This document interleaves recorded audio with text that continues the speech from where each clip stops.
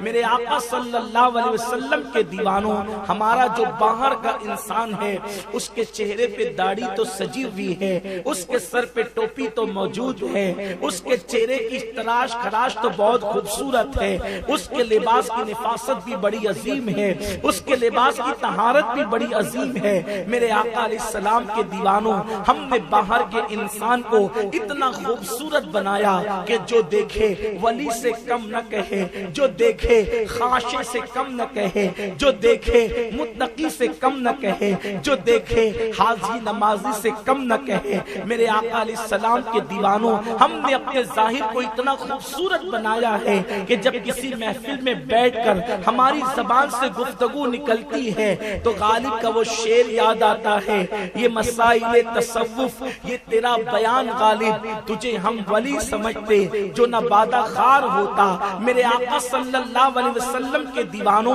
جب ہم اپنی محفلوں کے اندر گفتگو کرتے ہیں تو ہم ولی سے کم نظر نہیں آتے، لیکن جب ہم اپنی تنہائیوں کا جائزہ لیتے ہیں، جب ہم اپنی تنہائیوں کا جائزہ لیتے ہیں، جب ہم اپنے اکیلے پن کا جائزہ لیتے ہیں، جب ہم اپنے کمروں کا اور اپنے شبستانوں کا جائزہ لیتے ہیں تو ایسا لگتا ہے کہ ہماری جلوتیں ولی کہلوا رہی ہے اور ہماری خلوتیں شیطان کا ننگا ناچ بن چکی ہے۔ اس لیے کہ اللہ کے حبیب مصطفیٰ کریم رؤوف الرحیم صلی اللہ علیہ وآلہ وسلم نے ارشاد فرمایا، ایک دور ایسا آئے گا کہ دین کی باتیں صرف رسم و رواج کے طور پر کی جائے گی اور اس پر عمل نہیں کیا جائے گا۔ آج دین کی باتیں کرنے اور سننے کے لیے ہزاروں کا مجمع تو اکٹھا ہوتا ہے، لیکن دین پر عمل کرنے کے لیے ہم انگلیوں پر لوگوں کو گن سکتے ہیں۔ یاد رکھیں، دنیا بھر کے اندر اسلام اور مسلمانوں کے خلاف جو پروپیگنڈا ہو رہا ہے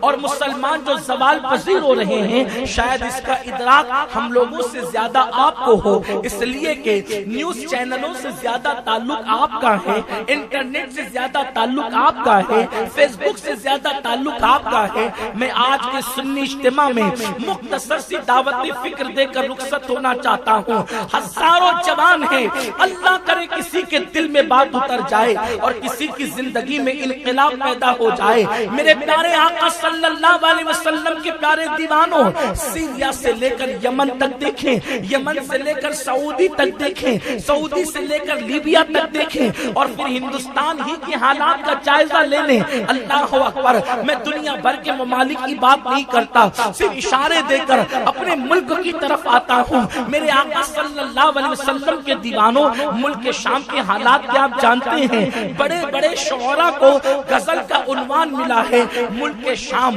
ملک شام اتنا خوبصورت شہر تھا، وہ ملک شام اتنا خوبصورت ملک تھا کہ اس کے شہروں کو لوگوں نے جنت ارضی کہا۔ یمن، اللہ اکبر، اس کے پہاڑ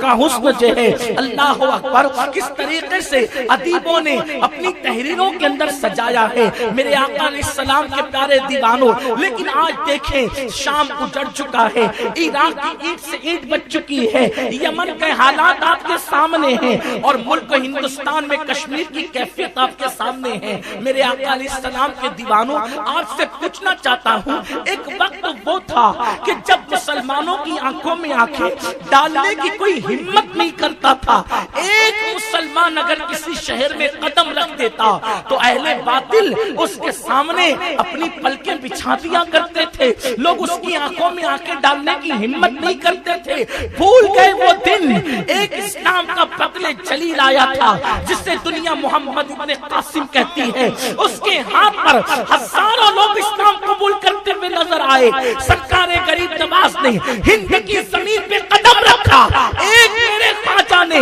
90 لاکھ کافروں کو ایمان کی دولت عطا فرما دی۔ آپ سے پوچھنا چاہتا ہوں، کل تک مسلمان جس گلی سے گزرتا لوگ اس کا احترام کرتے، لوگ اس کی تعظیم کرتے، لوگ اس کو عزت کی نگاہ سے دیکھتے، اگر بس میں مسلمان داخل ہوتا لوگ اٹھ کر کے کھڑے ہو جاتے، اس کے لیے جگہ چھوڑ دیتے، اگر ٹرین میں مسلمان داخل ہوتا لوگ اس کے لیے جگہ چھوڑ دیتے۔ اللہ اکبر، یہ ہماری تاریخ ہے، بلکہ بس کی سیٹ تو کیا، ٹرینوں کی سیٹ تو کیا، اللہ کی عزت کی قسم، مسلمان